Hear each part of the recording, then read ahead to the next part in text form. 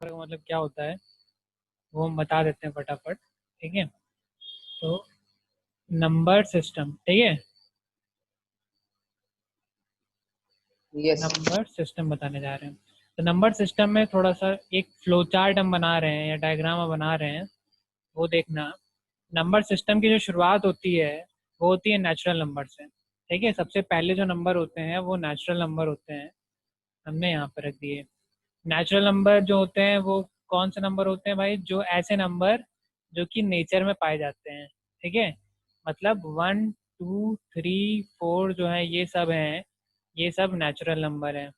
ठीक है, इनको डिनोट किया जाता है एन से। और अगर स्पेसिफिकली बोलो तो ऐसे दो डंडे होते हैं, एन के बीच में दो डंडे होते हैं भाई। ठीक है, ये होता है हमारे पास नेचुरल नंबर। किस कभी भी नेचर में जो चीज़ें होती हैं, ठीक है, जैसे कि एप्पल बनाना या कुछ भी चीज़ें होती हैं उनको गिनना होता है, तो जीरो एप्पल तो कहीं तुमने देखे नहीं है रियल लाइफ में। ठीक है, जीरो तो एक कॉन्सेप्ट है बस। ठीक है, तो जितने भी नेचर में नंबर होते हैं वो 1 से स्टार्ट होते हैं और 1 2 3 4 ऐसे ऐसे चलते हैं। ठीक है, इसके बाद इसमें एक जीरो जो होता है वो ऐड किया जाता है, तो ये दोनों मिलके बनाते हैं हमारे पास होल नंबर। ठीक है, नेचुरल नंबर में अगर हम जीरो ऐड कर देंगे तो हमें मिलेगा होल नंबर। होल नंबर को हम जो है डब्ल्यू से डिनोट करते हैं। ठीक है, ये ऐसे दो लाइनें भी बन सकती हैं कभी कभी इसमें। तो ये जो है 0 1 2 3, जीरो से स्टार्ट होता है, बाकी पूरा नेचुरल नंबर ही होता है। ठीक है, तो सबसे पहले नंबर कौन से खोजे गए थे भाई? नेचुरल नंबर खोजे गए थे। सबसे पहले स्टार्टिंग में जो काम होता यस था सर। वो नेचुरल नंबर में ही होता था, उसमें हमने जीरो ऐड कर दिया। जीरो पता होगा भाई, बहुत फेमस बात है भाई। जीरो जो है आर्यभट्टा ने दिया था, इंडियन मैथमेटिशियन ने ही दिया था। स्पेलिंग में एरर हो सकता है। इंडियन मैथमेटिशियन आर्यभट्टा भट्टा ने ही जो है ये जीरो दिया था हमें। ठीक है, दोनों को जोड़ दिया तो हमें मिल गया होल नंबर। ठीक है, अब होल नंबर से अगर हम आगे बढ़ें तो होल नंबर में अगर हम, ये तो हो गए पॉजिटिव नंबर, ये सारे हम जीरो, 0 1 2 3 4 हो गया। इसमें नेगेटिव नंबर्स की अगर हम बात कर लें, वो भी हम जोड़ दें। ठीक है, मतलब कि इन्फिनिटी से आते हुए -3 -2 -1 जो है, ठीक है, ये होंगे नेगेटिव नंबर। या और स्पेसिफिकली बोलें तो उनको नेगेटिव इंटीजर नंबर भी बोला जाता है, नेगेटिव इंटीजर नंबर। इन दोनों नंबर को जोड़ दिया तो हमें जो सेट मिलता है वो हमें मिलता है इंटीजर का। ये पूरा जो बक्सा है ये इंटीजर का बक्सा होता है, इसको हम जेड से डिनोट करते हैं। ठीक है, ये वाला जेड। और ये लाइन बनाना तुम्हारे कोर्स के हिसाब से इतना ज़रूरी नहीं माना जाता, लेकिन ये जो नोटेशन होता है ये जीटा होता है। ठीक है, डबल लाइन के साथ। चलो, इंटीजर जो हो गया वो कहाँ से? पूरा नेगेटिव इन्फिनिटी से आता हुआ, -3 -2 -1 0 1 2 3 से लेके पॉजिटिव इन्फिनिटी तक पूरा जो जाता हुआ है उसको हम इंटीजर बोलते हैं। ठीक है, मतलब होल नंबर और होल नंबर जो कि जीरो को मिला के है, पॉजिटिव नंबर को जोड़ दिया, नेगेटिव नंबर को जोड़ दिया और बीच में जीरो ला दिया हमने, तो हमने क्या बोल दिया? उन नंबर्स को इंटीजर बोल दिया। ठीक है, ये क्लासिफिकेशन है इसका। अब थोड़ा सा और ऊपर बढ़ते हैं। ठीक है,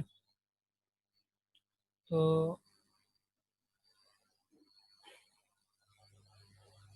हम्म तो यहाँ पे ये हमारे पास हो गया इंटीजर। इंटीजर ये सारे वो नंबर हो गए जो 1 2 3 4 ऐसे चलते हैं। अब बचे कौन से नंबर? अब बचे हैं फ्रैक्शनल नंबर।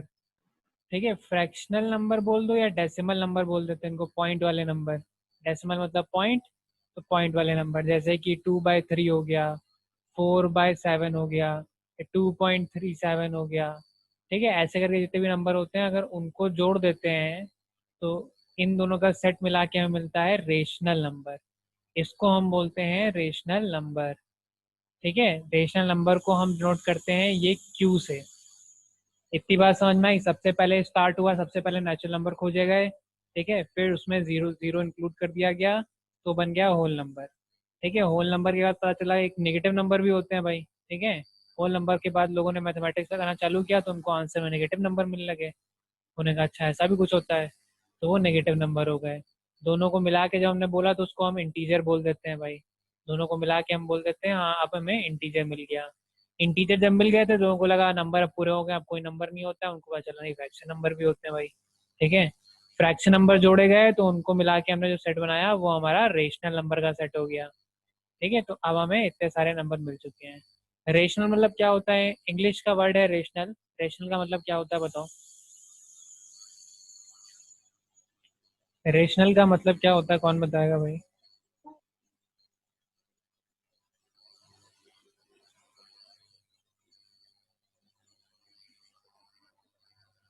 कोई नहीं है भाई इंग्लिश में टॉपर भाई?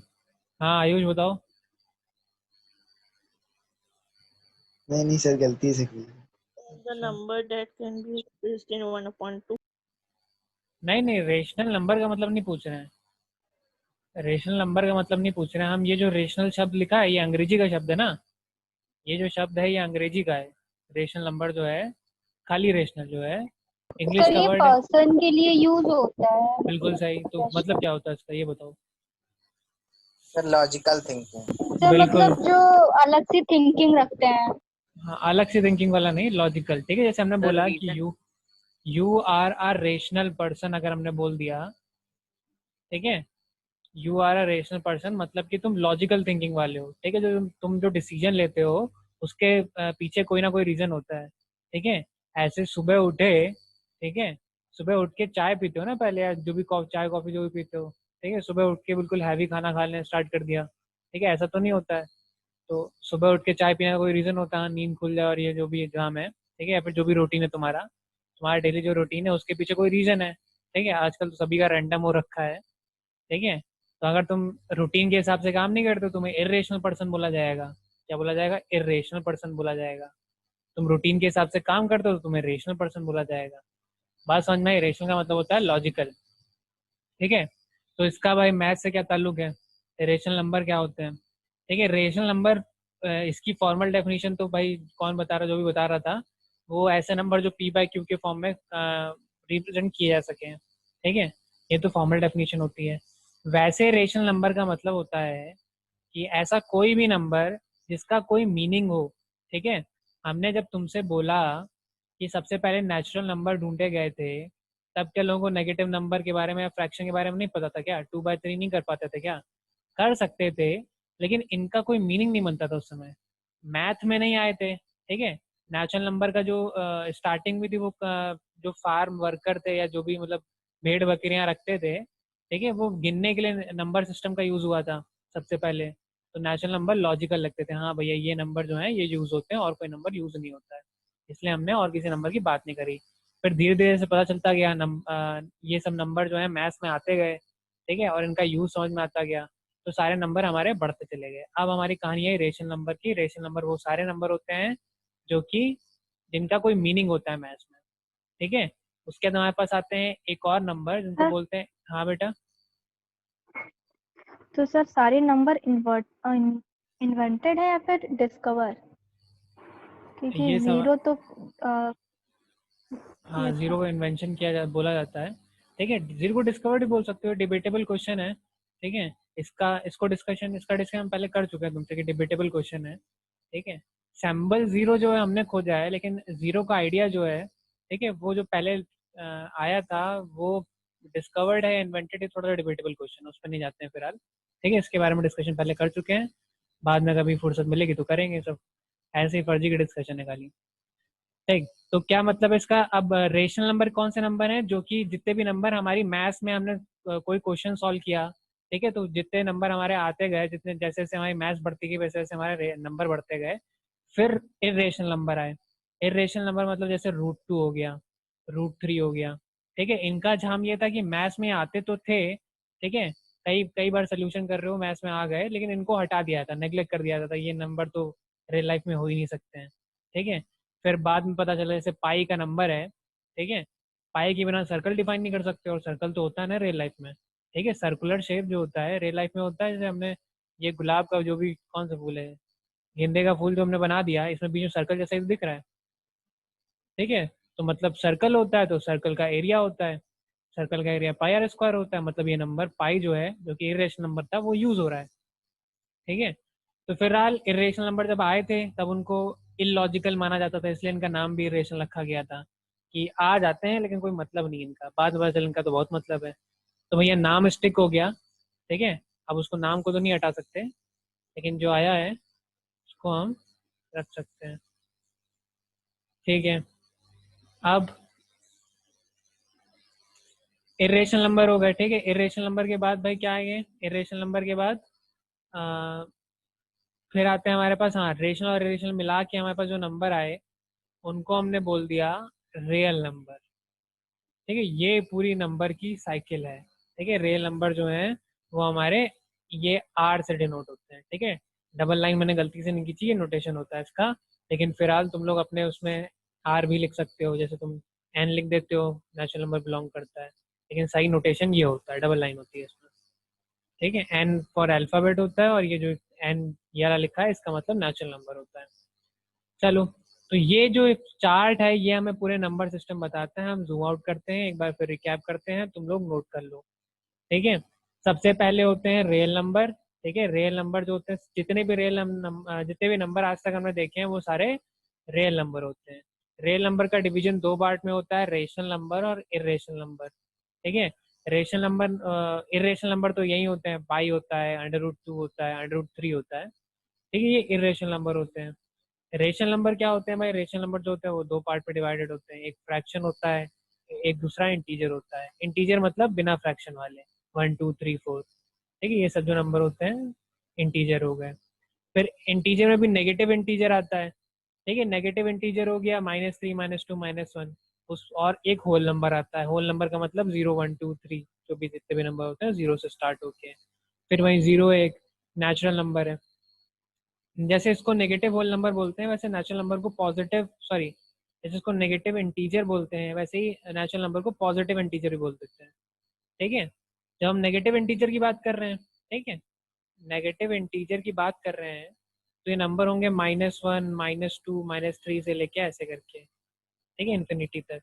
जब हम पॉजिटिव इंटीजर की बात कर रहे हैं, ठीक है, तो उस केस में नंबर होंगे 1 2 3 से लेके इन्फिनिटी तक। इसमें जीरो जो है वो नहीं आएगा, ठीक है। तो अगर हमें ये हो गया हमारा बेसिक सा फंडा कि कौन सा नंबर क्या होता है, ठीक है। नेचुरल नंबर बहुत इंपॉर्टेंट है, ठीक है, बहुत आता है। होल नंबर इंपॉर्टेंट है, मैथ्स भर में आता है, ठीक है। इन नेगेटिव इंटीजर, ठीक है, इनका कोई अलग से नाम नहीं है लेकिन है नंबर भाई। फिर इंटीजर इंपॉर्टेंट है ही, रेशनल नंबर इंपॉर्टेंट है ही, जानते ही हो, ये रेशनल, रिलेशन और रियल नंबर।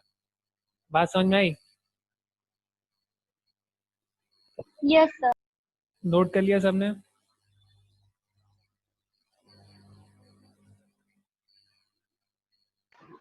Yes sir. चलो, अब देखो नंबर कैसे डिस्कवर होते हैं जब नई मैथ्स डिस्कवर करते हैं, इसका एक बड़ा अच्छा सा एग्जांपल है कि अभी तक, इस साल तक आपको नहीं पता था, आपको लगता था रेल रेल नंबर पे कहानी खत्म हो जाती है, ठीक है।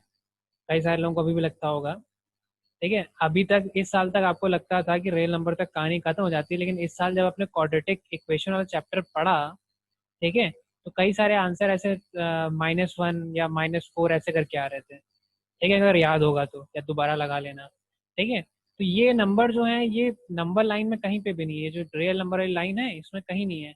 ये अलग टाइप के नंबर हैं, इनको कॉम्प्लेक्स नंबर बोलते हैं, ठीक है, जिनके बारे में डिटेल में आप अगले साल पढ़ोगे, ठीक है। तो ये ऐसे नंबर हैं जो अभी तक आपकी डिस्कशन में नहीं आए हैं, जो आपने क्वाड्रेटिक फॉर्मूले सॉल्व करना चालू किए, ठीक है। आप मेरे ख्याल से 9 से तो क्वाड्रेटिक इक्वेशन सॉल्व कर ही रहोगे, आसान आसान वाली, ठीक है। लेकिन अभी तक आपके कोर्स में ये नंबर कभी नहीं आया था, ठीक है। वैसे ही जो सिंपल सिंपल इक्वेशन सॉल्व करते थे पहले पहले बड़े बड़े मैथमेटिशियन, उनकी डिस्कशन में ये नंबर कभी नहीं आया। फिर अचानक से जब आने लगा तो उन्होंने पहले तो निगलेक्ट कर दिया इसको कि बेकार नंबर है, अच्छे नहीं, खराब है, ठीक है।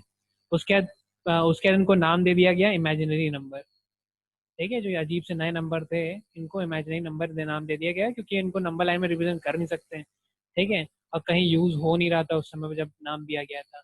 उसके बाद पता चला कि बहुत इंपॉर्टेंट नंबर है यार, ये भी आगे चल के काम आसान करने के लिए, तो इनको अब कॉम्प्लेक्स नंबर भी बोला जाता है और इमेजिनरी नंबर भी बोला जाता है, ठीक है। हो सकता है भाई आगे चल के कोई और नंबर आ जाए जिनके बारे में अभी तक हमें पता ही ना हो, ठीक है।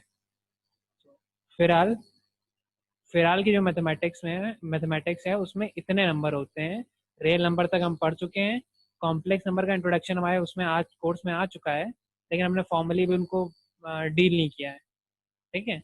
और बाकी ये सब मिला के नंबर सिस्टम बनता है। क्या पता जब आप लोग और बड़े हो गए तब कोई और नंबर भी आ जाए, कोई और टाइप का। फिलहाल के लिए इतना ही नंबर है। बात समझ में आ गई? सर हाँ बेटा। फिर अगर ब्रैकेट में √2 या √8 है तो सर वो ऐसे ही नॉर्मल इरेशनल नंबर होगा। √2 इरेशनल नंबर है, हाँ √8 भी इरेशनल नंबर है। तो सर ब्रैकेट में अगर है तो नॉर्मली इरेशनल है। ब्रैकेट में ये ऐसे, यस सर।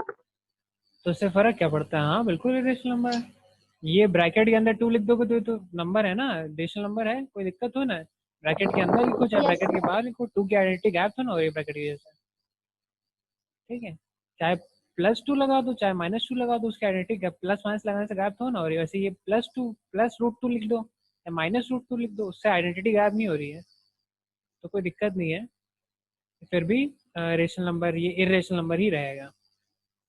अब आगे बढ़ते हैं भाई, एक्सरसाइज पे आते हैं, ठीक है। तो ये डिस्कशन भाई अब याद रखना, ठीक है, कौन सा नंबर क्या होता है, कौन सा नंबर कहाँ से स्टार्ट होता है, कहाँ पे खत्म होता है, ठीक है। चलो अब बताओ कौन कौन सा क्वेश्चन नहीं आया। क्वेश्चन 1। क्वेश्चन 1 से स्टार्ट करें, वाह भाई। यस सर, पहला ही डिफिकल्ट है सर। पहला ही कठिन था सर, सच में सर। कौन सा पहला सर? Second exercise? पहला पहला कठिन इसलिए कि तुम लोगों ने सही सुना नहीं था जब हम पढ़ा रहे थे, हमें लग रहा है। Exercise 9.2 question number 1। देखो भाई, लिखा हुआ है फाइंड एपी, जिनको पता है अच्छी बात है, जिनको नहीं पता उनके लिए लिख दे रहे हैं। Find AP whose nth term is 7 - 3n, ठीक है। ऐसी एपी निकालो जिसका nth टर्म जो है वो 7 - 3n है, और फाइंड उसके बाद फिर 20 टर्म भी फाइंड करना है। तो ये बहुत आसान सा है, और ये हम पहले ही बता चुके हैं, और इससे नई एक्सरसाइज में इसका डिस्कशन कर चुके हैं। क्या मतलब है भाई? nth टर्म जो है वो ये है, मतलब है कि an की वैल्यू जो है वो 7 - 3n है, ठीक है। और फॉर्मूले, ऐसे फॉर्मूले जो हैं अब बड़े आसान हो गए हैं भाई। अब ऐसे फॉर्मूले जो हैं, ठीक है, यही देख के तुम्हें डर लग रहा है। करना क्या होता है भाई ऐसे फॉर्मूले में? जैसे हमने तुमसे बोल दिया कि ax = 2 + x लिखा हुआ है, तो a1 की वैल्यू क्या होगी भाई? 2 प्लस, जहाँ x आ रहा है वहाँ 1 लिख दो। a2 की वैल्यू क्या होगी? 2 प्लस, जहाँ पे x आ रहा है वहाँ पे 2 लिख दो। तो ये शॉर्टकट है फॉर्मूला बनाने का, ठीक है। जो सबस्क्रिप्ट में जो वैल्यू आ रही है वो पुट करनी होती है। तो अगर an की वैल्यू 7 - 3n है, तो हम कह सकते हैं कि a1 की वैल्यू जो है वो 7 - 3 और n की जगह 1 है। a2 की वैल्यू जो है वो 7 - 3 और n की जगह 2 है। a3 की वैल्यू जो है वो 7 - 3 और n की जगह 3 है। इनको जरा सॉल्व कर दो। 7 - 3 जो होता है वो 4 हो जाता है, 7 - 6 जो होता है 1 हो जाता है, और 7 - 9 हो जाता है वो माइनस का 2 हो जाता है। तो हमें क्या पता चल गया? a1 है, a2 है, a3, a4 भी निकाल सकते हो चाहो तो, उसकी कोई ज़रूरत नहीं है, फिर भी चलो a4 भी हमने निकाल दिया। तो ये 12 - 7 जो होता है वो 25 हो जाएगा माइनस का, ठीक है। तो अब हमें क्या पता है? एपी का पहला टर्म पता है, दूसरा टर्म पता है, तीसरा पता है, चौथा पता है। मतलब हमें पता है कि the AP will be, AP will आवाज बी, नहीं आ रही थी अब आ रही है? सर, थोड़ी यस सर सर। ब्रेक हो रही है। सबको ब्रेक हो रही है? एक दो बच्चों को ब्रेक हो रही है भाई। यस सर, ब्रेक हो रही है। मैं तो हो रही अच्छा, अभी ब्रेक हो रही है? Sir no break sir. नहीं है सर, थोड़ी सी आ आवाज रही है, आपकी गनगना लो रही है। है अजीब सी सर। लो। सर पीछे से आ रही थी आवाज बहुत पीछे से खराब। कुछ आ रहा है, वैसे सर बैकग्राउंड नॉइज आ रही है अजीब सी। चलो हम देख लेते हैं, मिनट दो। अब नहीं आ रही सर। यस सर, अब पीछे से नहीं आ रहा। नहीं आ रही। चलो ठीक है, फिर रिज्यूम करते हैं भाई। एपी जो है, ठीक है, हाँ क्या बता रहे थे, अब A1 पता है हमें, A2 पता है, A3 पता है, A4 पता है, तो एपी जो है वो क्या है, 4, 1, -2, -5 और डॉट डॉट डॉट करके ऐसे ये एपी रही होगी। तो जो कॉमन टर्म था ये, या nth टर्म जो था, ये जो था ये एक्चुअली एक फॉर्मूला लिखा था जिसकी मदद से हमने पहला, दूसरा, तीसरा, चौथा टर्म हमने निकाल लिया। इतनी बात समझ में आई? Yes sir. हाँ, Yes, कुछ sir. कुछ करना नहीं है, बस फॉर्मूले में वैल्यू पुट करनी है भाई। तो इतना इस फॉर्मूले से हमने क्या निकाल लिया भाई, एपी से इसमें से एपी बना ली। एपी बना लिए तो हमें उसके बारे में बहुत कुछ पता है भाई। एपी के बारे में क्या क्या पता करना होता है, ए पता करना होता है, डी पता करना होता है। डी कितना है, इसमें -3 दिख रहा है, ठीक है। तो एपी हमें पता चल गई, ठीक है। क्या पूछा था, find the AP. AP find करने का मतलब होता है कि यूजुअली तो उसका मतलब होता है ये, एपी फाइंड करने का मतलब है कि ए और डी की वैल्यू पता लगाओ। ए की वैल्यू हमें पता चल गई, डी की वैल्यू पता चल गई, ठीक है। और थोड़ा सेफ रहने के लिए इसको भी लिख देना, कम से कम 3 टर्म टर्म तो होने ही चाहिए, 2 से कुछ काम नहीं चलता है, कम से कम 3 टर्म होने ही चाहिए। फिर 4 लिख दोगे वो तुम्हारी श्रद्धा है भाई, ठीक है, तुम्हारा विश्वास है, एग्जामिनर दे देगा, कोई दिक्कत नहीं है, नंबर मिल जाएंगे। ये चीज़ पक्का लिखी होनी चाहिए, सेफ होने के लिए ये चीज़ भी लिख देना। अब क्या करना है भाई, फाइंड 20 टर्म, 20वां टर्म निकालना है। तो चाहे तो 20वें टर्म का ऐसे फॉर्मूला लगा दो, A20 is equal to A plus 20 - 1 मतलब 19 डी हो जाएगा। ए की वैल्यू पता चल गई है, डी की वैल्यू -3 पता चल गई है, सॉल्व करना और आंसर आ जाएगा, ठीक है। या फिर जो फॉर्मूला यहाँ पे यूज किया है तुम लोगों ने, कौन सा फॉर्मूला यूज करा है भाई, हमें क्वेश्चन में एक फॉर्मूला अजीब सा दिया हुआ है ना, हमें क्वेश्चन में दिया हुआ है कि an is equal to 7 - 3n है। जब इस फॉर्मूले की मदद से हम A1, A2, A3, A4 निकाल सकते हैं, तो इसी फॉर्मूले की मदद से A20 भी निकाल सकते हैं। 7 - 3 × 20, लो मिल जाएगा, ठीक है। तो दोनों पार्ट करने हैं भाई, ए और डी तो निकालना ही है, ठीक है। उसके बाद फिर A20 निकालना है। चाहे तुम स्टैंडर्ड फॉर्मूला यूज करके निकाल लो, ठीक है, मतलब an is equal to A plus n-1 D, या फिर जो कस्टम फॉर्मूला इन्होंने इस स्पेशल क्वेश्चन के लिए दिया हुआ है वो यूज करके निकाल लो, ठीक है। बस इतना ही है। सर जैसे A1 A2 निकाला वैसे सर A20 भी निकाल सकते हैं सर। हाँ बिल्कुल मतलब लिखा। सर जो आपने सर 2 तरीके से किया है वो कोई सा हाँ, भी एक से कर सकते हैं। ये मेथड 1 है, ये मेथड 2 है, तुम्हें जो लगाना है वो लगाओ, कोई दिक्कत नहीं है। अगर कस्टम फॉर्मूला दिया है, स्पेशल केस है, तुम लगाना चाहते हो वो लगा दो। अगर तुम्हें नहीं लगाना है या भूल गए हो या मन नहीं है तो ये वाला लगाना चाहते हो ये वाला लगा लो, ठीक है। श्योर हो जाओगे। चाहो तो ये वाले फॉर्मूला अगर टाइम ठीक ठाक है, ठीक है, और तुम्हें कंफ्यूजन हो रहा है तो इस फॉर्मूले की मदद से एक आंसर निकाल लेना, इस फॉर्मूले की मदद से एक आंसर निकाला, दोनों को मैच कर लेना। अगर सही है, तुम्हारी कैलकुलेशन मिस्टेक नहीं है, फुल प्रूफ हो जाओगे उस केस में तो, ठीक है। और फिलहाल, ठीक है, जो अजीब सा फॉर्मूला लिखा हुआ था ये 7 - 3n जो लिखा हुआ था, ये कुछ अजीब सा फॉर्मूला है नहीं, ठीक है। उस दिन मैंने तुम्हें बताया था ये अपने मन से ये बना के नहीं, अपने घर से जो है उठा के नहीं लेके आए हैं, ठीक है। उनको पता था an का जो फॉर्मूला होता है वो A प्लस n-1 डी होता है, ठीक है। उन्होंने एक ये AP उनको पता थी तो उनको A की वैल्यू 4 और D की वैल्यू जो है -3 पता थी, ठीक है। उन्होंने इस फॉर्मूले में से A की वैल्यू और D की वैल्यू कर दी गायब।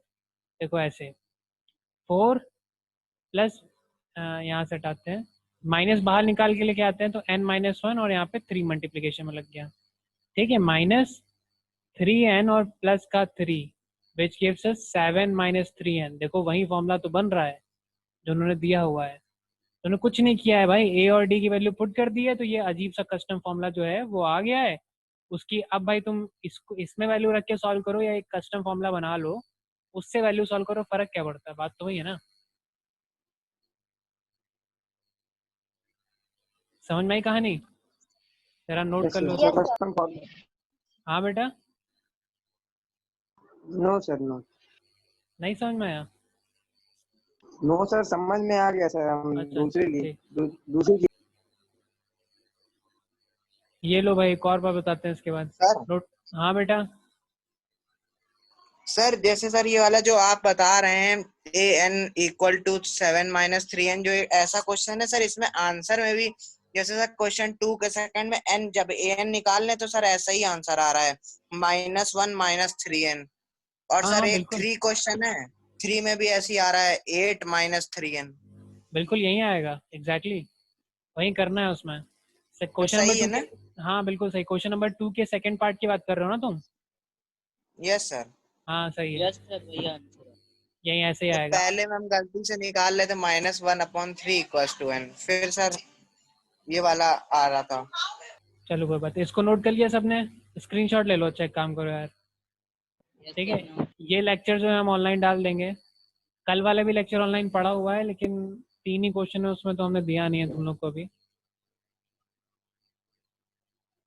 ये वाला सर इम्पोर्टेंट। ठीक है भाई, अलग दे देंगे, टेंशन की बात नहीं है, रिकॉर्ड हो रहा है। हाँ भाई, क्वेश्चन तो ये वाले क्वेश्चन की बात कर रहे थे हम। देखो जरा, ये यहाँ से हम यहाँ पहुँच गए, ठीक है, और जैसा बच्चों ने बताया कि क्वेश्चन नंबर 2 के सेकंड पार्ट में भी ऐसा ही कुछ करना है। अब एक और ट्रिक बताते हैं तुम्हें। सपोज करो क्वेश्चन है, ठीक है, कोई ऐसा क्वेश्चन है जिसमें A20 निकालना है, A30 निकालना है, A40, मतलब 3-4 नंबर हैं, A45 ऐसे करके निकालने हैं। तो इंस्टेड ऑफ हर बार इसको निकालने के लिए इस फॉर्मूले में 20 डालो, फिर इसको निकालने के लिए इस फॉर्मूले में 30 डालो, फिर इसको निकालने के लिए इस फॉर्मूले में 40 डालो, ऐसा करोगे तो इसको टाइम वेस्ट करने से अच्छा है कि एक बार उसका जनरल फॉर्मूला बना लेना। मतलब A और D की वैल्यू वहाँ पे डाल देना और N की वैल्यू छोड़ देना, तो एक जनरल सा फॉर्मूला आ जाएगा। उसमें पहली बार 20 डालना, दूसरी बार 30 डालना, तीसरी बार 40 डालना और चौथी बार 45 डाल के सॉल्व कर लें, तो कैलकुलेशन थोड़ी सी आसान हो जाएगी। कैलकुलेशन आसान हो जाएगी, ये काम तुम्हें 4 बार नहीं करना पड़ेगा। ठीक है, A20 निकाल लोगे तो स्टार्टिंग से आखिरी तक ये काम करना पड़ेगा, A30 निकालोगे तो स्टार्टिंग से आखिरी तक पूरा पूरा काम करना पड़ेगा। वही काम A40 और A50 के लिए भी करना पड़ेगा, अगर यही चीज, अगर ऐसा कोई क्वेश्चन दिया हो। ठीक है, इसमें मल्टीपल वैल्यू निकालनी हो किसी क्वेश्चन में, अगर ऐसा आ जाता है तो तुम इंस्टेड ऑफ सेम फॉर्मूले को बार बार यूज करो, तुम एक जनरल फॉर्मूला बना दो उसका। ठीक है, एन की वैल्यू मत रखना, उसके बाद उसको एन की वैल्यू रख के अलग अलग के लिए वैल्यू निकाल लेना। ये जनरल ट्रिक होती है, इसको हम यूज कर सकते हैं अपनी कैलकुलेशन पास करने के लिए। जो काम रिपीट हो रहा है उसको एक बार करो, सिंपल सी बात है। कंप्यूटर पे भी ये करते हैं, मैथ्स में भी ये करते हैं। चलो आगे बढ़ते हैं। अब कौन सा क्वेश्चन?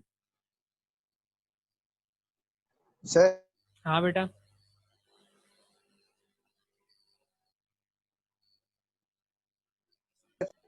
सर हाँ हाँ बताओ। सर ये जो क्वेश्चन नंबर 8 था, तो हम्म सर उस पे जो हमने आपसे फॉर्मूला नहीं पूछा था सर, वो हम्म L माइनस, वो सर अगर उसको सर हटा दें, जैसे जो लास्ट टर्म था, अगर सर उसका पहले हम निकाल लें कि वो कौन सा टर्म है, फिर हम्म उसको सर 20 से माइनस करके तो 31 आ जाएगा। तो 31 टर्म वो था, और फिर हम्म हम उसका निकाल ले एपी, तो ऐसे सर सही होगा आंसर? बिल्कुल सही होगा, और हमने ऐसे ही तो बताया था करने को। पर क्वेश्चन नंबर सर 8 भी हम बता दे रहे हैं। जो सर कुछ तब वो आंसर आ नहीं रहा था सर वो। देख लेते हैं, क्वेश्चन नंबर 8 भी हम बता रहे हैं भाई, क्वेश्चन नंबर 8 इंपॉर्टेंट है। क्वेश्चन नंबर 8 क्या करना था भाई, ऐसे क्वेश्चन जो भाई छुपे छुपे एक्सरसाइज में, ठीक है, और ये अगर तुम एग्जांपल अगर तुम लगाओगे तो ये ऐसे क्वेश्चन काफी तुम्हें मिल जाएंगे, क्योंकि तुमने खाली एक्सरसाइज लगाई है, इसलिए तुम्हें लग रहा है कि एक भी क्वेश्चन है आते, लेकिन ऐसे टाइप के हैं। लिखा हुआ है find 20th term from last, आखिरी से 20वां टर्म निकालो। ठीक है, कौन सी एपी के लिए? फॉर एपी, एपी लिख रहे हैं भाई 8 का पहला पार्ट, 3, 8, 13 से लेके 253। ठीक है, पहले तो इसकी ये एक एपी फाइनाइट एपी है। ठीक है, एक फाइनाइट एपी के लिए हमें तुम्हें ए पता होना चाहिए, डी पता होना चाहिए और एम पता होना चाहिए लास्ट टर्म। ए पता है 3, डी पता है 5, एम की वैल्यू जो है इसको इवेल्युएट करके आएगी, इसको एल ले लो। तो ये हो गया ए प्लस M-1 डी। ठीक है, एल की वैल्यू 256 है, ए की वैल्यू 3 हमने अभी अभी निकाली है, एम की वैल्यू हम पता करने चले हैं, और डी की वैल्यू जो है वो 5 है। फटाफट सॉल्व करो उसको और हमें बताओ कि एम की वैल्यू क्या आ रही है इस केस में। 31। एम की वैल्यू 31 है। Yes sir. और लोग भी सॉल्व करो जरा। एम की वैल्यू 31 है, जिन लोगों ने सॉल्व तो कर लिया होगा ना, एक्सरसाइज होमवर्क दिया था, बताओ एम की वैल्यू कितनी आ रही है। रमन तुम बताओ कितनी आ रही है एम की वैल्यू। यस सर 31 आ रही 31 आ रही है। होमवर्क में करे थे वाला क्वेश्चन?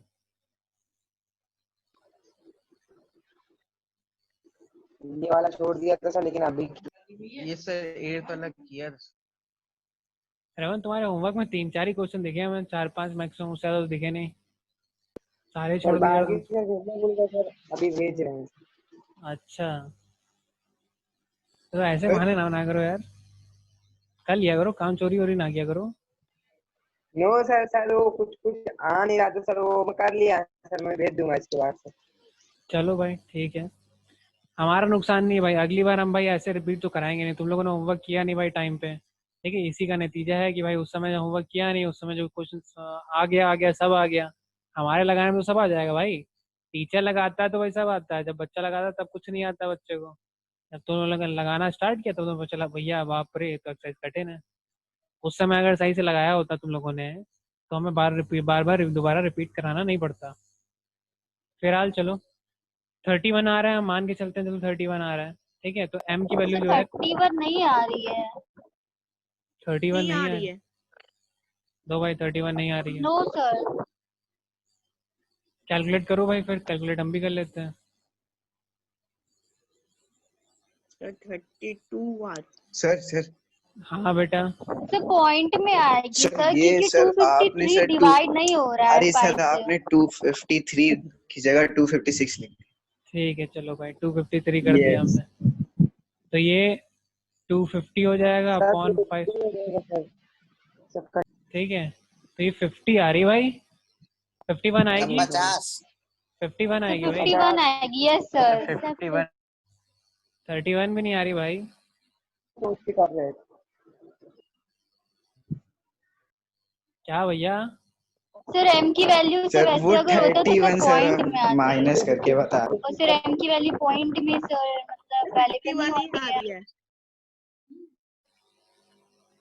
हाँ ऐसे ही काम करो, मिलेंगे भाई तुम्हें नंबर। 31 51 हो रहा है, तभी हम रुके हुए थे, हमें लग रहा था, हमें हल्का हल्का याद तो आ रहा था कि 31 आंसर सॉल्व करके आता है। हमने कहा चलो ठीक है भाई, तुमने निकाला है तो अच्छी बात है। चलो ठीक है भाई 51 लेके चलते हैं, 51 आंसर आ रहा है भाई। 51 टोटल नंबर ऑफ टर्म है, मतलब यहाँ से लेके यहाँ तक अगर गिनोगे तो 51 टर्म्स तुम्हें मिलेंगे। 51 टर्म्स अगर तुम्हें मिल गए तो उसके बाद फिर हम क्या करेंगे भाई, यहाँ पे अब हमें पता है कि जो टर्म हम ढूंढ रहे हैं वो लास्ट से कौन सा टर्म है, पी की वैल्यू लिख लेते हैं। लास्ट से ये टर्म इसको क्या बोलते हैं, पी बोलते हैं, तो चलो लास्ट से ये जो है 20 टर्म है, ठीक है। 20 टर्म फ्रॉम लास्ट है, तो स्टार्टिंग से कौन सा टर्म होगा भाई, स्टार्टिंग से टर्म होता है 51 माइनस 20 प्लस 1, यही तो बताया है। अगर आखिरी से 20वां टर्म है तो स्टार्टिंग से कौन सा टर्म होगा, टोटल नंबर ऑफ जितने टर्म है, जितने बच्चे टोटल बैठे हैं, माइनस कौन सा टर्म ढूंढ रहे हो आखिरी से, प्लस 1। फॉर्मूला एग्जैक्टली वही है, चाहे पीछे से आगे ढूंढ रहे हो सर आगे ये से। हाँ बेटा, +1 क्यों किया है सर ये प्लस 1 नोटेशन है भाई फॉर्मूले का, याद होगा अगर तुम्हें, ये फॉर्मूला मैंने डराइव करके भी दिखाया था, और ये भी बताया था सर कॉम्पिटिटिव। SN -1 वाला फॉर्मूला है। +1 क्यों किया है प्लस 1 क्यों किया है,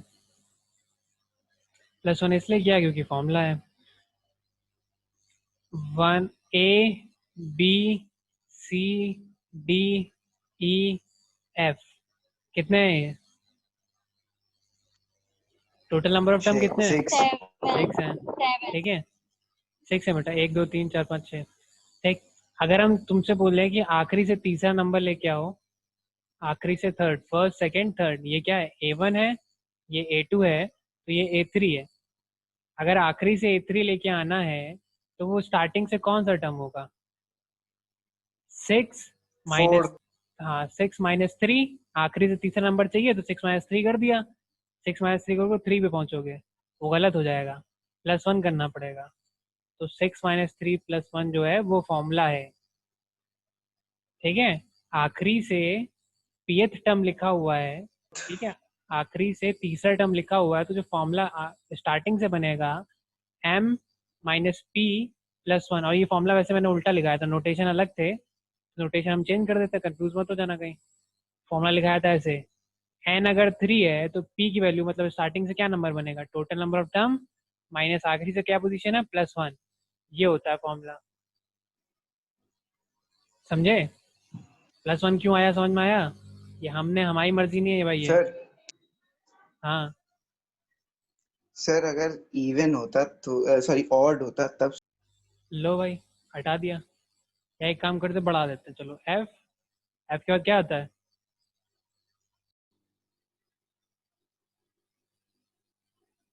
एक मिनट रुकना भाई जरा।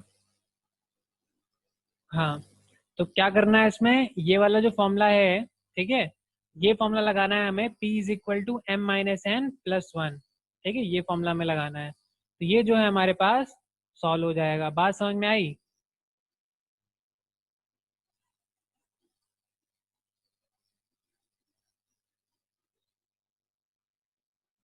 चलो भाई अब आगे बढ़ते हैं। Yes sir. हाँ तो आगे बढ़ते हैं भाई। आगे क्या कर रहे थे हम, 51 टोटल नंबर ऑफ टर्म्स थे, आखिरी से 20वां टर्म निकालना था। मतलब हम कौन से नंबर पे कौन सा नंबर ऑफ टर्म निकालना चाह रहे हैं, 51 माइनस 20 जो कि हमें देता है 30, 30।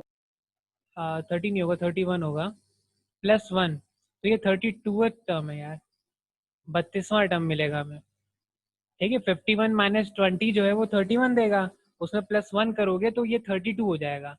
मतलब हम स्टार्टिंग से 32th टर्म जो है वो ढूंढ रहे हैं, तो मतलब A32 का फॉर्मूला लगा दो, A plus n minus 1D जो है वो हम लगा देंगे, जिसमें A की वैल्यू हमें पता है, जरा ऊपर देख लेते हैं। A की वैल्यू 3 है, D की वैल्यू 5 है।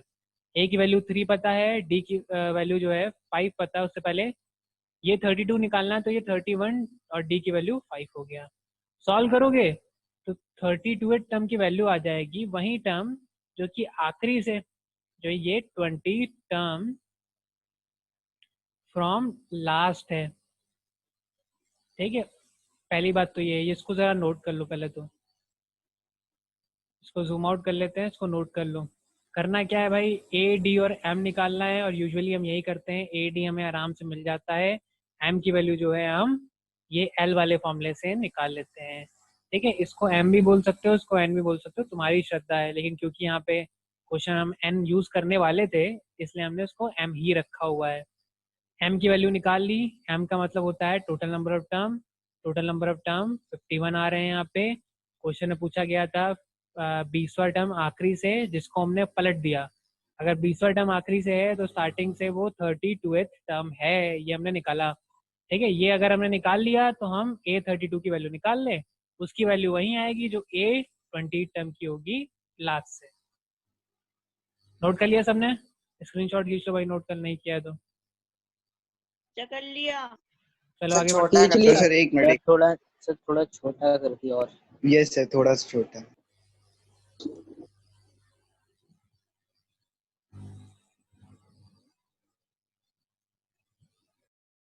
यस सर, कर लिया। चलो भाई आगे बढ़ते हैं। ठीक है, अब एक और बात इसमें जान लो। ठीक है, हम चाहते हैं कि तुम यही वाला तरीका लगाना। ठीक है, किसी और तरीके से लगाओगे तो थोड़ा सा दिक्कत पड़ सकती है। जैसे कि आयुष, तुमने हमसे पूछा था अगर ये वाला फॉर्मूला लगा दें हम A20 की वैल्यू निकालने के लिए, L प्लस n-1D के लिए कह रहे थे तुम। ठीक है, तो थोड़ा ध्यान रखना पड़ता है इसमें। A की वैल्यू जो है वो हमारे पास 3 है, D की वैल्यू 5 है, L की वैल्यू 253 है। ठीक है, जब इस फॉर्मूले में पुट करते हो तो डी की वैल्यू नेगेटिव करनी पड़ती है। एक्चुअली में डी की वैल्यू यहाँ पे माइनस करनी पड़ती है, पहली दिक्कत तो ये होती है। ए की जगह एल हो जाता है 253। ठीक है, माइनस n-1 जो है वो n की जगह तो 20 हो जाएगा, तो ये 19 है तो यही होगा। ठीक है, और यहाँ पे फॉर्मूले में माइनस हो जाएगा तो ये 5 हो जाएगा। तो डी की वैल्यू जो यहाँ पे रखोगे वो ये माइनस के साइन के साथ रखोगे, ये याद रखना। ठीक है, तुमको ये वाला फॉर्मूला लगाना है, ये वाला फॉर्मूला भी लगा सकते हो। ठीक है, ये फॉर्मूला कैसे लगाया ये भी हम एक्सप्लेन कर देते हैं। एपी हमारे पास जो लिखी हुई है, जो एपी हमारे पास दी हुई है वो है 3, 8, 13 से लेके ऐसे करके -253 तक।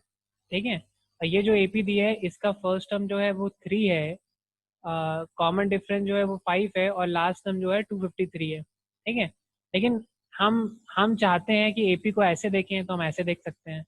एपी को हम उल्टा करना चाहते हैं तो हम उल्टा भी कर सकते हैं, ठीक है। अगर हमने इस पूरी सीरीज को उल्टा कर दिया कि मतलब 253 आखिरी में चला गया और बाकी जब 13, 8 और 3 जो है वो पहले चले गए, तो ये भी एक एपी है, ठीक है। टर्म्स थोड़े चेंज हो जाएंगे, ये भी एक एपी है, ठीक है। इस एपी का पहला टर्म क्या हो गया, 253 हो गया। जो उसका लास्ट टर्म था वो उसका पहला टर्म हो गया, और जो इसका पहला टर्म था वो इसका लास्ट टर्म बन गया। तो 3 जो था पहली एलएपी में पहला टर्म था, दूसरी एलएपी में लास्ट टर्म बन गया। डी में क्या हुआ भाई, अभी तक डी जो था, अब देखो अभी तक डी जो था 5 था, अब डी क्या है, माइनस का 5 है। -5। हाँ माइनस का 5 हो गया। अब यहाँ से अगर 28 टर्म निकालोगे, क्वेश्चन पूछा गया इसका आखिरी से 28 टर्म, ठीक है, वो वही मतलब होगा कि इस एपी को उल्टा कर दो और पहले से 20वां टर्म निकाल दो। तो इस एपी में अगर A20 का फॉर्मूला लगाओगे एज इट इज, तब भी आंसर वही आएगा। और वही चीज ऊपर हमने किया हुआ है, बिना एपी पलटे ए की वैल्यू, ए की जगह एल हो गया है, n-1 डी है, डी की जगह -5 हो गया है, ये हमने किया है। तो ऐसा भी कर सकते हो, लेकिन एक क्वेश्चन करने के बहुत तरीके होते हैं, ठीक है भाई। कर सकते हो तो कर लेना, कंफ्यूज मत हो जाना बस, ठीक है। जो तरीका हमने बताया है वो तो तुम्हें करना ही है, उसके अलावा जो तरीका करना है वो करो भाई, कोई दिक्कत नहीं है। आगे बताओ कौन सा क्वेश्चन। 10वां। 10वां क्वेश्चन नंबर 10 देख लेते हैं भाई। क्वेश्चन नंबर 10 जो है वो लिखा है, एक एपी लिखी है 53, 48, 43 और ये चलती चली जा रही है। फाइंड फर्स्ट नेगेटिव टर्म, ठीक है। ऐसा ही एक सवाल सम वाले जो एक्सरसाइज 9.3 है उसमें भी ऐसा एक सवाल होगा सम के रिगार्डिंग, ठीक है। तो इस प्रोसीजर को ध्यान से देखना। चलो भाई, ये एपी दी हुई है, इस एपी के बारे में हम पता लगा लेते हैं। पहला टर्म जो है 53 है, कॉमन डिफरेंस क्या है भाई इसका, सो -5। -5 एग्जैक्टली, ठीक है। तो ए जो है वो 53 है, कॉमन डिफरेंस जो है -5 है। तो हमें पता लगाना है कि इसमें पहला नेगेटिव टर्म कौन सा है। पहला नेगेटिव टर्म का मतलब है कि वो या तो -1 या तो -2 या तो -3 कोई भी चीज़ रही होगी, लेकिन नेगेटिव साइन होगा ना। और नेगेटिव साइन का मतलब है कि वो जो भी टर्म रहा होगा, इस टर्म को हम an मान लेते हैं। जिस टर्म की खोज में हम निकले हैं उस टर्म को हम an मान लेते हैं। और an जो है नेगेटिव नंबर है, मतलब उसके बारे में एक चीज़ हमें पता है कि वो 0 से छोटा रहा होगा। अगर हमने यहाँ पे पूरी सीरीज लिखी -3, -2, -1, 0, 1, 2, 3 ऐसे करके पूरा लिखा, तो 0 के पहले आने वाले जितने नंबर उसकी एक प्रॉपर्टी होती है वो 0 से छोटे हैं ना। -3 नेगेटिव नंबर जितने भी हैं वो 0 से छोटे होते हैं, तो ये बाय डिफॉल्ट हमें पता चल गया, ठीक है। तो पहला टर्निंग पॉइंट तो इस क्वेश्चन में यही था कि ये पता लगाना बहुत इंपॉर्टेंट है। ये इक्वेशन जो है अपने मन से पता लगानी है, और ये इक्वेशन जो है कहाँ से पता लगानी है, ये जो फैक्ट है उससे पता चलेगी और ये लिखनी है। तो उसको हमने इक्वेशन नंबर 1 मान लिया और इसी इक्वेशन पे ही पूरा क्वेश्चन बेस्ड है। क्या क्वेश्चन है, an जो है स्मॉलर देन 0 है, ठीक। अब इसमें जो कॉन्सेप्ट यूज होंगे वो इनइक्वालिटी वाले चैप्टर के कॉन्सेप्ट यूज होंगे। तो हमें सब कुछ नहीं जानना है, बस हमें इतना जानना है, जैसे मान लो हमने 2 + x इज स्मॉलर देन 3 लिखा हुआ है, तो उसको सॉल्व करते हैं, जैसे नॉर्मल सॉल्व करते हैं। 3 जो है 2 उधर जाएगा तो -2 हो जाएगा, तो स्मॉलर देन x है, ठीक है। ये यहाँ पे माइनस लिखा होता, ठीक है, जैसे यहाँ पे माइनस लिखा होता है, यहाँ प्लस लिखा होता। उस केस में ये उधर जाता तो ये प्लस का हो जाता, उस केस में 5 हो जाता। मतलब कि हमने तुम्हें पहले से बता रखा है कि ऐड, सब्ट्रैक्ट, मल्टीप्लाई, डिवाइड जो है सब नॉर्मली बिहेव करता है इनइक्वालिटी के केस में भी। बस एक केस अलग होता है, वो कौन सा केस है भाई, वो केस ये है, मान लो नेगेटिव नंबर से मल्टीप्लाई या डिवाइड करना होता है। जब नेगेटिव नंबर से मल्टीप्लाई या डिवाइड करना होता है जब, तब वो केस बदल जाता है। क्या होता है भाई, जैसे हमने -x इज स्मॉलर देन -2 लिखा है, ठीक है। तो दोनों का माइनस काटना है ना, दोनों का माइनस काटने का मतलब नेगेटिव नंबर से मल्टीप्लाई कर रहे हैं, मतलब कि दोनों तरफ -1 से मल्टीप्लाई किया होगा हमने, तभी तो माइनस कटा होगा। जब नेगेटिव नंबर से मल्टीप्लाई करते हैं तो ये साइन जाता है उलट, ठीक है, ये साइन जो है पलट जाता है। स्मॉलर देन का साइन था तो ग्रेटर देन हो गया, ग्रेटर देन का साइन था तो स्मॉलर देन हो गया, ठीक है। यही काम देखो, जैसे हमने तुमसे बोला कि 3 minus x is greater than 5 लिखा है, ठीक है, तो -3 माइनस एक्स यहीं पे रहने दिया, 5 यहाँ पे था, इस 3 को उधर ले गए, कोई दिक्कत नहीं हुई, सॉल्व किया तब भी कोई दिक्कत नहीं हुई, 2 आ गया। अब माइनस एक्स इक्वल टू 2 लिखा है, तो जब x की वैल्यू निकालोगे मतलब ये माइनस वहाँ मल्टीप्लाई में भेजोगे तब ये साइन जाएगा पलट, तो x हो जाएगा स्मॉलर देन -2, और यही चीज़ स्मॉलर देन इक्वल टू का साइन है तब भी यही होगा, स्मॉलर देन इक्वल टू का साइन है पलट जाएगा, ग्रेटर देन इक्वल टू बन जाएगा। तो ये बात सबको समझ में आती है कि और सर कुछ। हाँ बेटा, सर अगर सर वो -1 से मल्टीप्लाई करते दोनों को तो फिर साइन चेंज की नहीं होगी ना।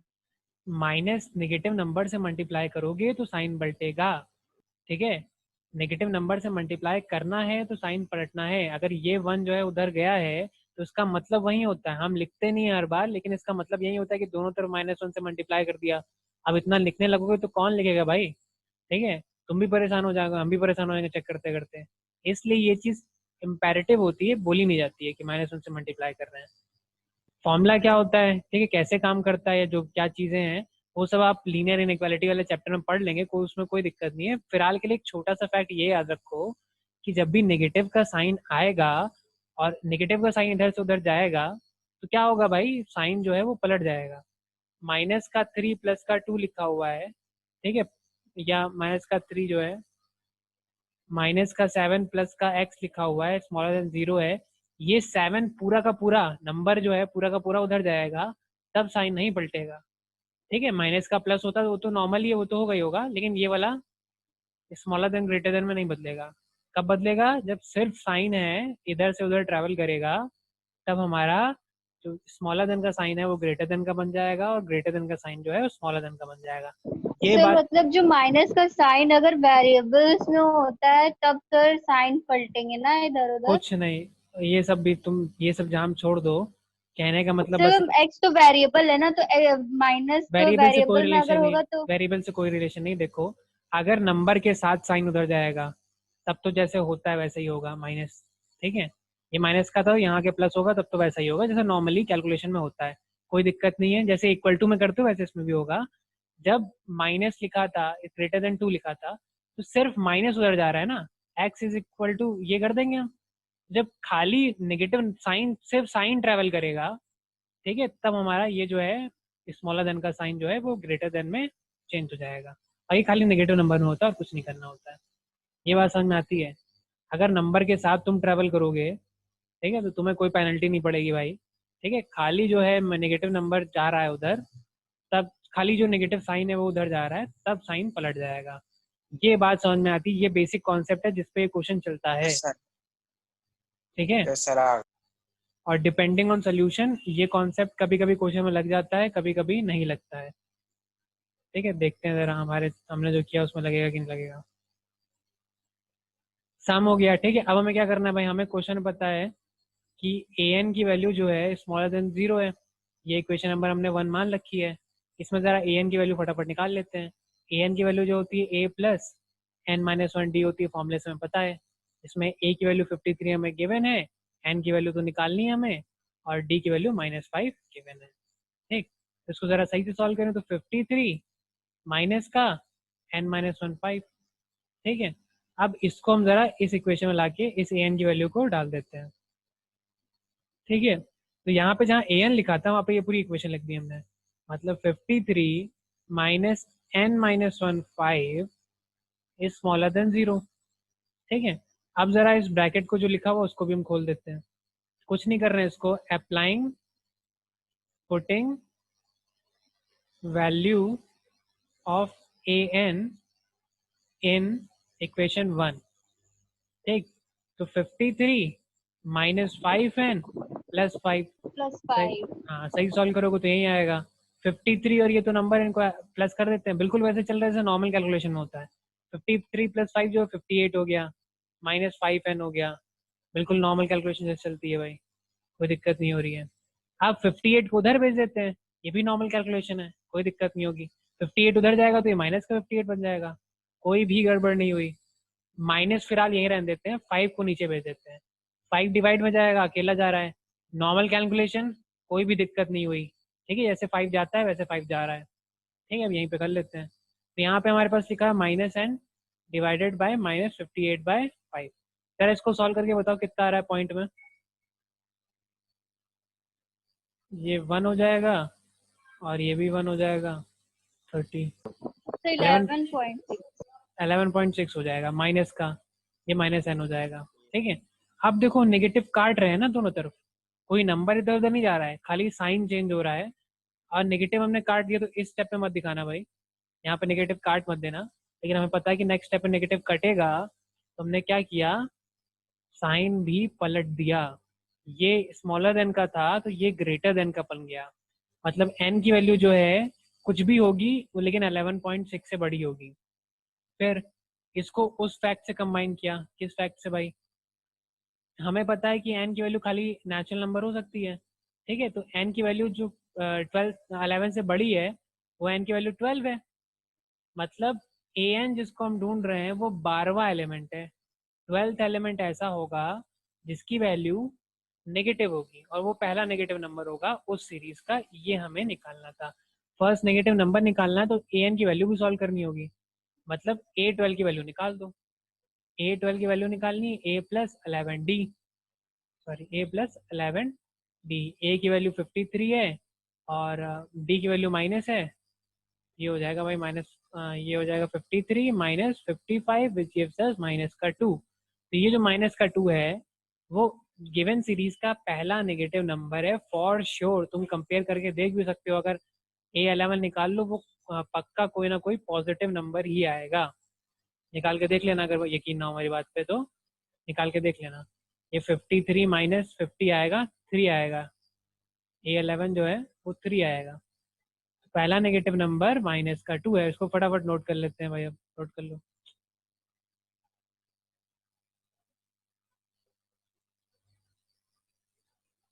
इस क्वेश्चन को फटाफट नोट कर लो, ये भी एक इम्पॉर्टेंट क्वेश्चन था भाई, समझ जाओ अब भाई, दोबारा नहीं बताने वाले हैं इन सब चीज़ों को। फटाफट फोटो खींच लो यार, एक काम करो, फोटो खींच लिए तो बताना, नीचे आते हैं। Yes sir. Yes sir, yes sir. Yes sir, note कर लिया। इसकी भी खींच लो फटाफट। सर खींच ली। चलो पूरा हो गया, फिर इसको खींचना है तो उसको भी खींच लो। ये है भाई सोल्यूशन। ठीक है, अब टाइम आज का ओवर हो गया है। ठीक है, सर नंबर, हाँ बेटा, सर इसमें डायरेक्ट -5 क्यों नहीं लेगा सर? डायरेक्ट -5 को सर, कहाँ पे -5? तो ऊपर वाले में सर, जहाँ A12 लिखा है उससे ऊपर सर, वहाँ ये वाले। -5 क्यों नहीं ले गए? -5 ले जाते तो हम तो ले जाते भाई, तुम लोग कंफ्यूज हो जाते हैं। ठीक है, तो दो काम एक साथ, -5 लेके जाओगे तो नेगेटिव नंबर का डिवीजन हो जाएगा ना, तब साइन पलट जाएगा। ठीक है, तो हमने कहा एक बार पहले 5 ले जाते हैं। ठीक है, जब 5 का सॉल्व हो जाएगा तो फिर माइनस आराम से ले जा रहे हैं। जो काम एक साथ कर सकते थे वो एक एक करके किया, ताकि हमें ये वाला कॉन्सेप्ट समझ में आ जाए। अगर -5 यहीं पे ले जाते हो, यहीं पे इसी के नेक्स्ट स्टेप पे क्वेश्चन खत्म हो जाता है, यहाँ से यहाँ पहुंच जाओगे 1 मिनट में, कोई दिक्कत नहीं है। वैसा भी कर सकते हो, जब समझ में आ जाएगा तुम्हें कॉन्सेप्ट तो वैसा ही करेंगे बिल्कुल। जब लीनियर इनइक्वालिटी सॉल्व करेंगे तो यहाँ से डायरेक्टली यहाँ पहुंचेंगे, ये स्टेप की कोई जरूरत ही नहीं पड़ेगी। हाँ बेटा, सर अगर यहाँ पे साइन कैंसिल हो जा रहे हैं तो माइनस माइनस, तो ये साइन इधर से उधर करने से मतलब क्या है? साइन कैंसिल करने का मतलब क्या होता है? मीन क्या है? साइन कैंसिल करने का मतलब क्या होता है ये बताओ पहले हमें, यहाँ से यहाँ कैसे पहुंचे? अपोजिट आना, कुछ अपोजिट भी में आना। कटता नहीं है, कुछ भी कटता नहीं है। तुम अगर साइन ये -1 से ही करते हो। सर हाँ बेटा, यस सर। सर वो जो सर जितने क्वेश्चन सर मैंने किए नहीं थे सर, वो मैं सर अभी कुछ देर में भेज देगा सर। ठीक है, भेज देना। जब तुम ये साइन काटते यस हो, सर। ठीक है, इसका मतलब ये तो ना कि माइनस कट गया, ये काटना तो मैथमेटिक्स में कुछ है ही नहीं, काटने का मतलब तो कुछ नहीं होता है। मान लो अगर यहाँ पे लिखा है, सॉरी, यहाँ पे अगर हम तुमसे बोला कि 10/5 लिखा है, तुम उसको काट के 2 बोल देते हो, तो एग्जैक्टली काट दो ना, तुम डिवाइड कर रहे हो। डिवाइड करके ये जो 5 2 10 आ रहा है तो उसकी जगह 2 लिख दे रहे हो। तो इतना बड़ा हमने समझाने के बजाय हमने काटने का सिंबल लगा दिया। तो काटना तो एक सिंबॉलिक रिप्रेजेंटेशन है। एक्चुअली हो क्या रहा है यहाँ पे, एक्चुअली जो यहाँ पे हो रहा है वो ये है कि दोनों तरफ माइनस, ये लिखा था माइनस माइनस का, दोनों तरफ -1 और -1 से मल्टीप्लाई किया, क्योंकि हमें पता है कि अगर दोनों तरफ हम सेम नंबर से मल्टीप्लाई या डिवाइड करते हैं तो वैल्यू चेंज नहीं होती है। अगर 2 इज इक्वल टू क्या बोलते हैं 4/2 लिखा हुआ है, तो दोनों तरफ अगर 2 से मल्टीप्लाई कर दोगे तो इसकी वजह से कोई वैल्यू चेंज तो ना होगी। ठीक है, यहाँ पे 4 बन गया और यहाँ पे भी 4 बन जाएगा, इसलिए -1 से मल्टीप्लाई किया तो ये माइनस माइनस जो है ये प्लस हो गया, ये माइनस माइनस प्लस हो गया। उसी को हम रिप्रेजेंट जब करते हैं तो इतना बड़ा समझाने और लिखने से अच्छा है कि ये माइनस जो है काट देते हैं। ठीक है, तो हम आगे आ चुके हैं काफ़ी मैथमेटिक्स में, इसलिए हम ऐसा करते हैं, काट देते हैं, कोई बात नहीं, हम भी समझ जाते हैं, तुम भी समझ जाते हो। ठीक है, लेकिन एक्चुअल में इनसाइड में जो हो रहा है वो -1 से मल्टीप्लाई हो रहा है, तब ये साइन गायब हो रहे हैं, कुछ भी अपने आप ही नहीं हो रहा है। इसलिए जब हम कॉन्सेप्ट देखते हैं तो हमें साइन चेंज करना पड़ता है। कटने का मतलब अपने आप नहीं कट रहा है, ये इससे कटेगा, ये इससे कटेगा ना, आर पार कम्युनिकेशन होगा, तब साइन पलट जाएगा। बात समझ में आ गई? आज की क्लास यहीं पे खत्म करें। जी सर। यस चलो, सर। बाकी बची जो एक्सरसाइज है उसको पूरे को लगा लेना। ठीक है, जो जो क्वेश्चन होगा कल डिस्कस कर लेंगे, कल खत्म नहीं होगा तो परसों डिस्कस कर लेंगे, कोई दिक्कत नहीं है। ठीक है, जब तक बोलोगे तब तक एक्सरसाइज 9.2 पे ही रहेंगे। ठीक है, और इसकी Okay, रिकॉर्डिंग sir. जो है आपको मिल जाएगी। Thank you sir. Thank you sir. ठीक है, वेलकम थैंक यू बेटा। सर। Thank you sir.